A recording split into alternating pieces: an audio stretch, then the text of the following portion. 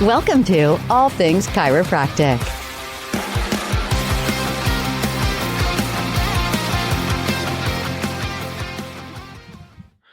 Well, welcome to another episode of All Things Chiropractic. Another one. Yeah, I'm Paul Andrews. Dr. Mark Davini. And today it's about a rose by any other name would smell as sweet.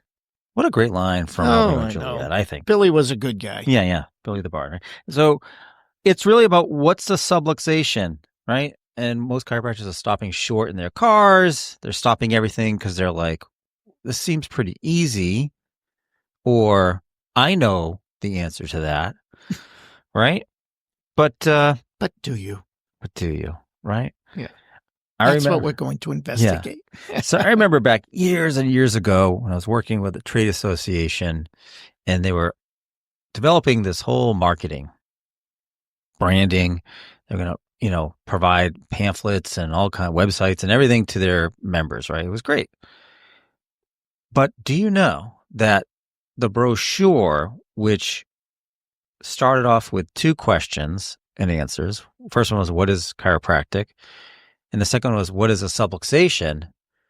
Do you know how many months that took to come to an agreement between doctors of all... agreement, a consensus. Consensus, right? Yes. Of all ages, all different schools they went to.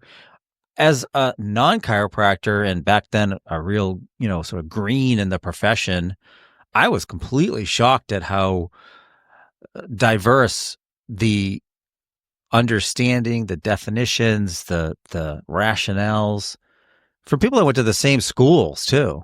It's just, even from the same, striking distance of their generations, it's like, I couldn't believe how challenging and how many months. It took almost 6 months. Yeah. Well, there are as many definitions of subluxation as there are chiropractors, unfortunately. And we wonder why the public is confused about who and what we are, right? So yes, that is so true. What's funny is doing research for a different episode of All Things Chiropractic podcast, and I've been doing billing for a long time. I came across the American Medical Association's CPT assistant actually provided a definition of what a subluxation is in chiropractic. This was back in October of 2009, and I was like, "Wait a minute, what? You guys are trying to do this? Okay." Here's what they had to say: subluxation, as defined in chiropractic medicine, is a complex of functional and/or structural and/or pathological articular changes that compromise neural integrity and may influence organ system function and general health. Subluxation. Wow. It's a mouthful, and they're not even done. Subluxation puts pressure on delicate nerves and can slightly misalign the spinal column, resulting in the alteration of sensation and or somatic dysfunctions. What a mouthful. I'm not even sure a chiropractor could say that better. Really? Challenge out there. They're all swarming to the website now to give you feedback. It included all of the elements of what should be in a chiropractic definition of subluxation. So, okay, but are you going to put that on a pamphlet for someone like me, a layperson, to read? Oh, no. We're tools of practice. We found a much easier way to say it, for sure. If we were to talk about, and we will in a few minutes, about the need to clearly define this. When people look at this word, like, what's that submarine word? I don't know what that means. Obviously when we go into our little chiropractor mode and we go, oh, subluxation. Well, luxation is a dislocation and sub means less than. So, we have a less than a dislocation, and that's what I adjusted these, less than dislocations. Some of the old DD books and BJ books used to call it the chiropractic luxation. In some phrases. That sounds almost like luxurious, like high end. I have a high end subluxation. It's really a chiropractic luxation. Thank you very much. Yeah. Back in 2012, they did a survey and they found out that only 43% of chiropractic offices use the term subluxation in their procedure and practices. That was like 13 years ago? Yeah. Do you think that number is higher or lower today? I'm going to say lower. Why? Why do you think?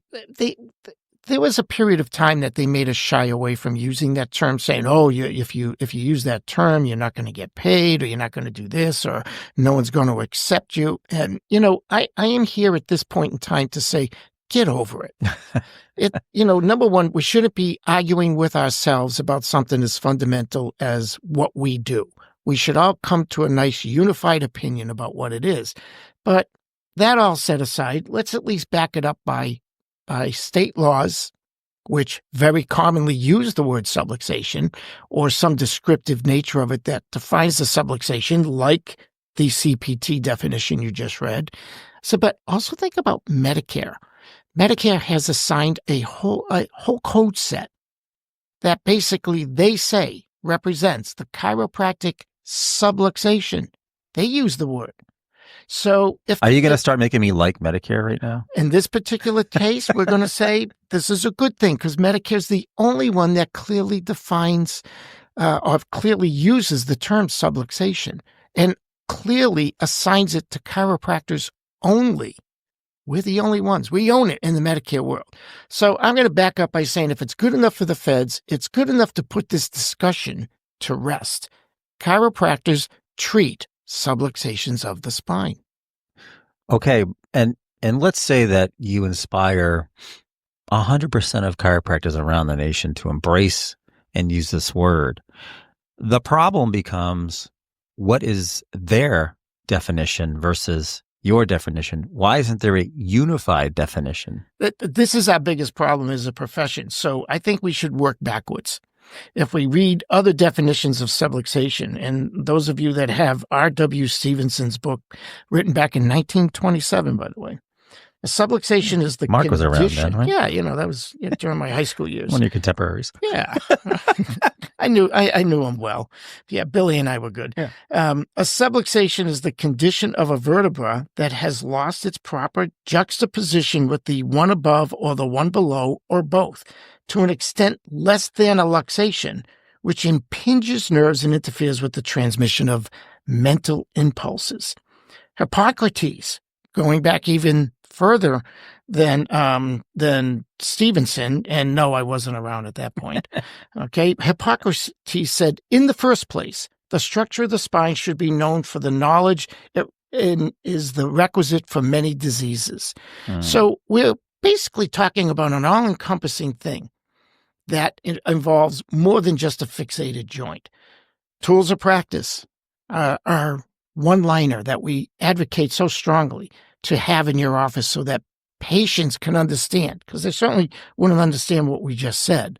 But if you just say it's a misaligned vertebra causing nerve interference resulting in altered function. Hey, I like that. Simple, straight, and easy. Right. Copyright Mark Davini, DC. There we go. There you go. But what's the commonality of all these definitions? The nervous system and loss of function. So let's work backwards. So if we can't come to a complete consensus, the one thing I will advocate out there is that a subluxation is not just a fixation. The old sayings that every subluxation is fixation, but not every fixation is a subluxation. A subluxation is not just a misalignment, because anybody who doesn't have an absolutely perfect spine, it could be argued that every vertebrae in the spine is misaligned because they're not in perfect alignment. So it is not just a misalignment. So it's not just a joint fixation. It's not just a misalignment. There has to be a functional component to the subluxation, which is that whole discussion of vitalistic versus mechanistic, which we've mentioned in other podcasts, that if you just believe that a subluxation is a misalignment that has fixation, it's a very mechanistic approach, and it doesn't incorporate the loss of function. And in this case, or in many cases, in all of definitions of subluxation, loss of function of the nervous system in one way or the other, either too much or too little in a sense. Not all loss function. It could be, irritated or whatever. It could be a hyper functioning of the nervous system or a decreased functioning of the nervous system. But we could say it's an interference with the nervous system. So when we work backwards on this definition, we know that it will likely incorporate fixation. It will likely incorporate misalignment. two components of part for Medicare. Ooh. Which part can be a whole other discussion in a whole other podcast. But it also incorporates some loss or some interference with some part of the body's functions. So let's work backwards. We have three components right there. We have a misaligned vertebra that is fixated that results in loss of function. So without calling out chiropractic schools, they have a lot to teach these doctors. Do you think that some of this lack of unified definition starts there? Absolutely. Some of them take such a mechanistic approach to the subluxation concept that they refuse to even acknowledge the word exists. And to me, if you were that mechanistic that you refuse to acknowledge some type of interference with some other system's function, you should just go to physical therapy school. Well, I mean, again, I'm not a chiropractor, I'm not a doctor, but as an educated layperson and a massage therapist, it's not a huge leap to say anatomically looking at the vertebra that if there's even a subtle misalignment, there might be some nerve interference based on what is the structures and the adjacent structures. Absolutely. Absolutely. And nobody argues that point. All the way back to Hippocrates. Right. So how do we get unified as a profession on something so basic? Again, we have to probably start a movement here because you're not going to change a school's mind. You're going to have to change the minds of those that are out there practicing. And again, back in 2012, if only 43% of the offices were using the term, and we think that's probably less today if they were to repeat that survey, it's time that we all just embrace it. Medicare embraces it. Why can't we? So if we start putting together a similar message that incorporates similar concepts so that when a patient goes from one chiropractor to the other because they've moved, we know they always love you and they'll stay with you forever. Of course. But if they go from one concept to the one chiropractor to the other, they're not going to be told a whole different story, which we know happens. It's bad enough that we have a million gazillion techniques. So it's not even the idea that we could say that there's a consistency in how we do what we do. And here's an interesting thought. You could go to two chiropractors and they won't even say the same level is subluxation. I was going to ask you that question, right? You put 10 chiropractors in the room with the same patient face down, and they do their pre-adjustment analysis, palpations, whatever. Why don't they all come up with the same subluxation levels? I have no answer for that because to me, if a subluxation is a true entity that exists, like appendicitis, we should all find it and we should all find the same thing. But we don't. We analyze patients differently. We have techniques that address what we find, and the patient gets well. No wonder they don't understand what we do, because we don't understand what we do. So the concept of the subluxation, at least in broad strokes, we have to come to a consensus on. And then once we come to that consensus, we have to be able to use a criteria that we all have a consensus on to find those subluxations. Then technique and talent and skill and whatever is left up to the individual. But it is an inconsistency, and it is a reason why we get criticized a lot by other professions, that we can't find the same thing. Not only can we not find the same thing, we won't even define it as the same thing. So the profession can be absorbed, like osteopathy was absorbed into medicine, by muting a lot of what we're talking about here to the point where it no longer has any meaning, or as a profession we can move toward trying to more clearly define what it is we do, why we do it, and what's the best way to do it. Now we're distinct. So, I've often heard that chiropractic is it's art, it's science, and philosophy, right? So there's three components, just like a subluxation would have three components. Mm.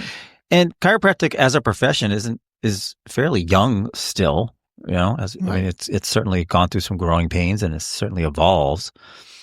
But do you think that part of the reason why you can't reproduce the same results with 10 chiropractors in a room is because the fact that it's not just science, there is a philosophy and an art, and their approach is different because they were taught at different schools, they embrace different techniques and modalities and different analysis, and there's a lot that may go into it beyond just the pure anatomical, touch. Absolutely. But it also begs the question that is subluxation a concept or a reality? Right now, this subluxation, as we see it evidenced by the practice of chiropractic by chiropractors, it's more conceptual than reality, because I'm going to examine you and come up with a C1, and someone else is going to examine you and come up with C5, which means that as a distinct anatomical pathological entity, it truly doesn't exist, or we would all find the same things, or to flip the script, we don't know what we're doing yet. Or, like I think, everything's just a glitch in the matrix in the first place. There you go. Yeah. They hit F1 and that's it. We're all going to be something different, right? It's time for a reboot. Yeah, exactly. So you can see where, as a profession, we have some work to do here. We have to be able to redefine our profession in a way that will propel us into the future, rather than keep watering down what we do and make it so that we become absorbed.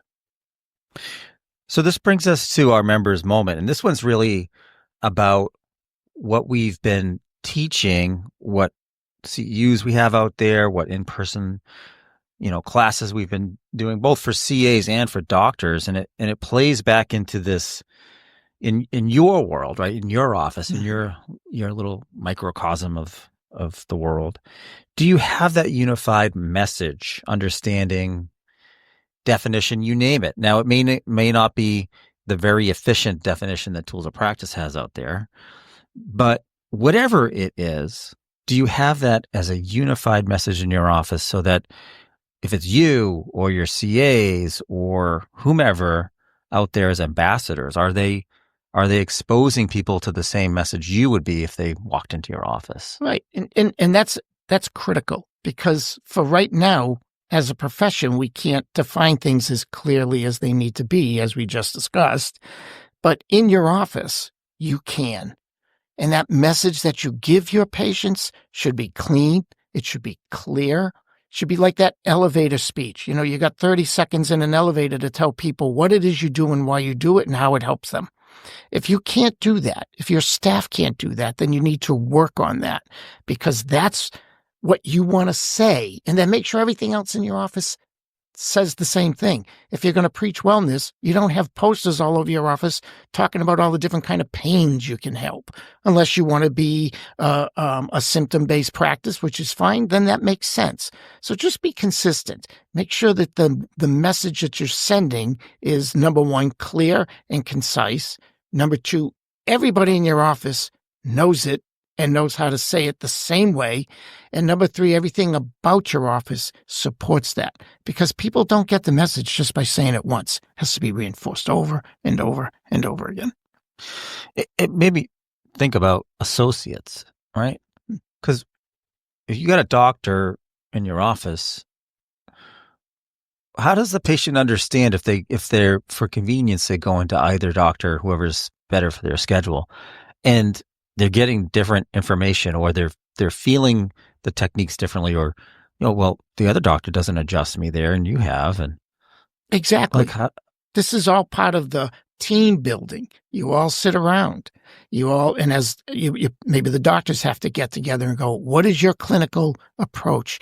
What is your clinical analysis process? Maybe we should have an office analysis process so that we're all consistent with what we do. And if you have someone that's so diametrically different from you, maybe that's not your best associate. And truthfully, If they are, I can guarantee you they won't be there that long because they're just learning what they need to learn so they can go on and do it themselves. The practices that have associates that thrive are the ones that are interchangeable to certain degrees, minus some individuality, of course. But pretty much they're going to go on a Monday, go to Dr. A, come back on a Wednesday, go to Dr. B, and get something very similar, or at least close enough where a patient will just pick based on personality and which one they happen to like best, not because this one's better at it or this one does something that the other one doesn't do, and I feel better when I go to this one instead of that one. And I'm thinking it all ties together because if you're a doctor out there and you don't do listings or sides and levels and you've got an associate and what you're doing is working for that patient, how is that associate going to follow if it just says cervical adjustment? Well, let's go to my bane of my existence that we mentioned, before in another podcast, that it was the manual therapy code for you. Yeah. Well, for me, it's documentation. Yeah. Documentation is the next thing. And one of the future podcasts, we're going to have to talk about where chiropractors just have to get over it. Do you think that would be a boring podcast, documentation? Yeah, the way we're going to do it. No, I don't think so. No. Challenge accepted out there. Challenge accepted, yes. We'll have to title it something other than documentation or they won't even hit play. Yeah, I know. I know. They won't even hit play on that one. They don't want to hear it. Because, again, going back when we talked about chiropractic through time, which is really literally our first true podcast, and we talked about the evolution of why we are the profession has such resistance to documentation. It's an interesting story as a chiropractor anyway, to at least recognize that there is an evolution. There is an organic reason why we don't like documentation, but that's a whole other discussion. Do you think that's changed over time though? Not to digress a little bit, but I'm thinking about, chiropractors of old, no offense. They were rogues. They were independent, solo, professionals that, because they had to in the beginning and then over time, they were just independent thinkers and individuals that didn't tend to work with. They didn't have opportunities to work together, right? Like the hospital systems and the other professions that you can work together more so. So do you think that's changing over time too, though? Oh, it has definitely changed in, we'll say, the motivation of the chiropractors. Everything we talked about in this podcast about developing the concept of a subluxation and developing techniques to identify subluxations that would be consistent. Those kind of challenges would have easily been met by the pioneers. In fact, they did it. We had techniques that were clearly defined. You had Thompson technique, Gonstead technique. We had all these different techniques that if you followed the protocol and you were in strict adherence to the protocols, more than likely you were going to come close to finding the same things and you were going to do them a specific way. Unfortunately, now the named techniques, for lack of a better description, the named techniques have fallen out of vogue. And what we have is, I don't even know what we have anymore. It's a mishmash of I go to diversity chiropractors and I get adjusted, and I've been adjusted by hundreds of chiropractors because it's my thing. I want to know the difference. And I know I'm in trouble when I walk into an office and I ask the chiropractor for an adjustment, and the first words out of their mouth is, "Where does it hurt?" And I look at them and go, "Why does that matter?" And then I'm in a place I don't want to be as far as my chiropractor goes. Sure. So yes, there's a lot of changes, and hopefully what we discussed here today will at least influence your thinking a little bit to try and move not just your office, because there's no reason why your office can't have clear definitions of who, what, where, why, all those questions, but also maybe help move the profession itself toward that, which will take time and energy and effort and direction and leadership and all of that. But it starts in your office. Let's start in your office. Make sure you're clear. about your message. Make sure you're clear to your patients about what you can do for them, and the rest of it will start falling in place. So that really brings us to what you've been sort of hinting at. Here's some words of wisdom as we close out. Yes, if we were to quote the poet and playwright William Yeats, think like a wise man, but communicate in the language of people. What? What'd you say? Yeah, I couldn't understand you. All right, well, thank you again for listening to another episode of All Things Chiropractic. I'm Paul Andrews. And Dr. Mark Davini, thank you. Thanks for listening to All Things Chiropractic.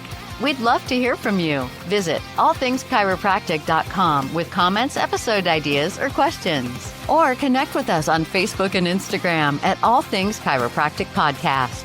Be sure to join Dr. Mark Davini and Paul Andrews next time for another episode of All Things Chiropractic.